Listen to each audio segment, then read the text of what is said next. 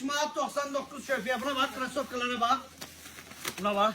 Hamısı. Sumqayıta indi getirmişim ama 20 yanvar filialımızda da var. Buna bak. 5 manat 99 köpüye. Görürsünüz krasovka. Her şey var bak. Buna bak. Bak. Görürsünüz ne kadardı. Da bir cile 2 cile ile anladım yok ha vallahi. Bak bakın orada burada. Ellerinde 3 cile var. Yalandan koyarlar 4-5 manat ama bu kadar böyle mallar içeri. Ona bak kulaklar çeş. İçeride de seç kulakları. Görürsün. Hamısı buna bak. 5 manat 99 köpüye. Bak dedi 25-30 manat daha fazla var bütün mağazalarda da.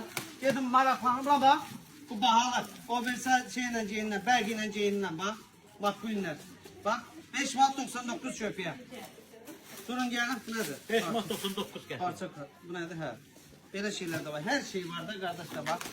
Durun gelin. Bak Loropianolar 13 manat. Fakt ile bu dakika 25 manat da her yerde.